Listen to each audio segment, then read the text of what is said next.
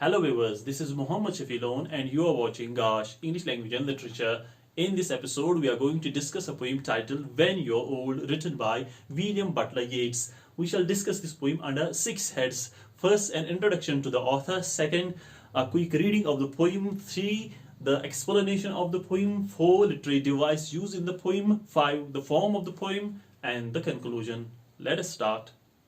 One of the most important figures of 20th century literature, William Butler Yeats was born in Dublin, Ireland in 1865 and he died in 1939.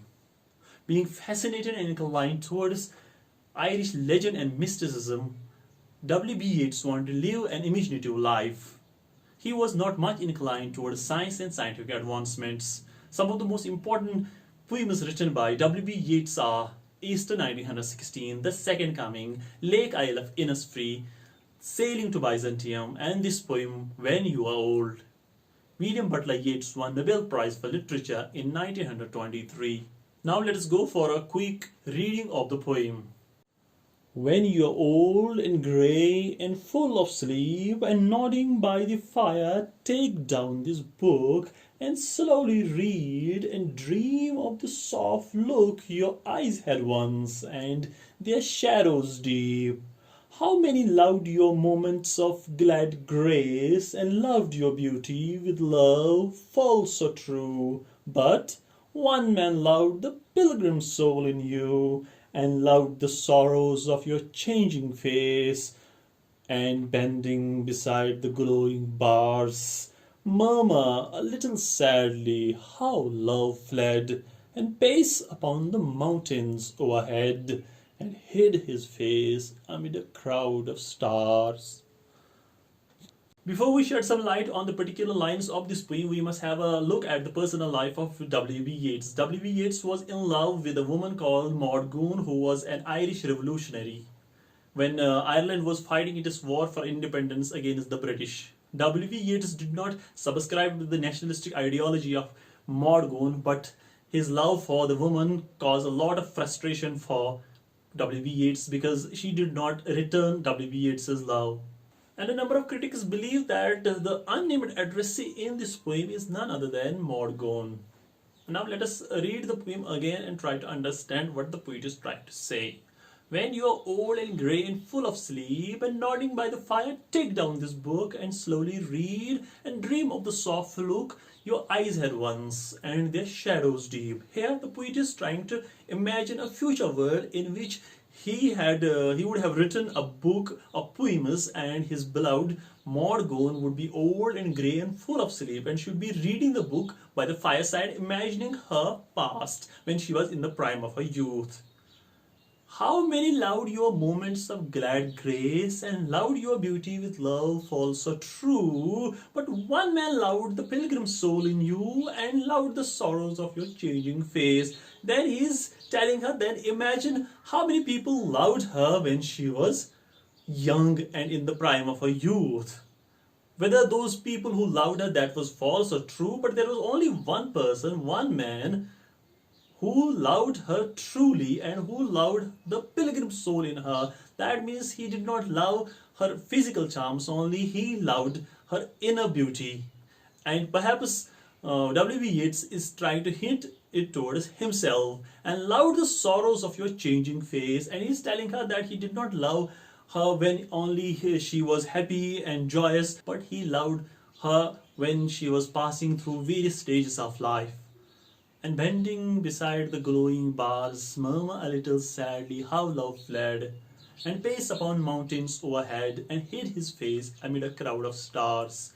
Then he is trying to make her realize the mistake she made in life by rejecting W.B. Yeats. He says, I'm bending beside the glowing bars, when you will be beside the glowing bars of the fireplace.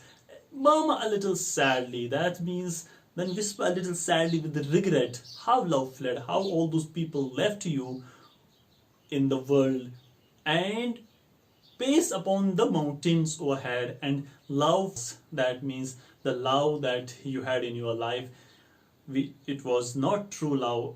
Now the literary devices used in this poem. First of all, imagery. Imagery is the use of words that creates mental pictures related to sight, smell, taste, touch, and hearing. This poem is rich in imagery in that some of the most important images that come out from the text are a woman who is old and grey and full of sleep, a woman nodding by the fire, and a woman reading a book.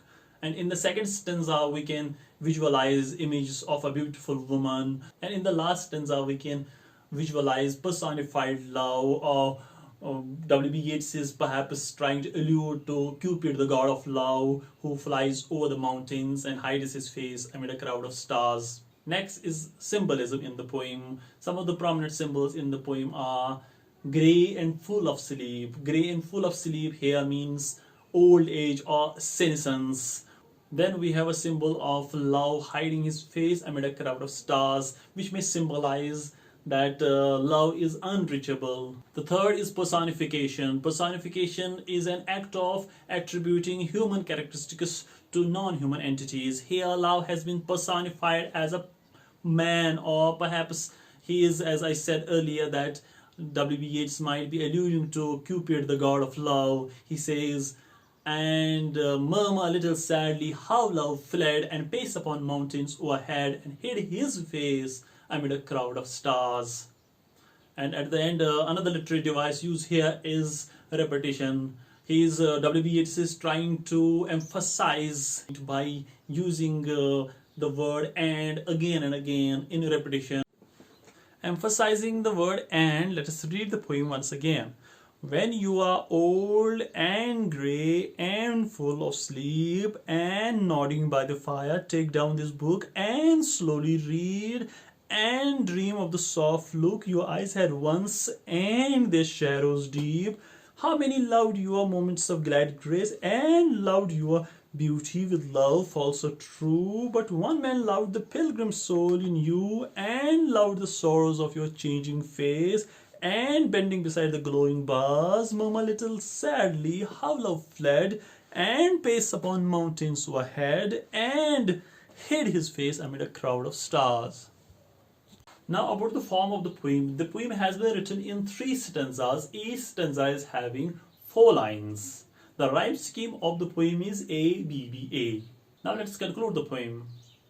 W.B. Yeats, one of the prominent figures of 20th century literature, having faced rejection in love, writes a poem for his beloved Maud in which he says that a time will come when she will lose all her prime, her beauty, her youth, and by that time she will regret the decision that she made in her life by rejecting W.B. Yeats.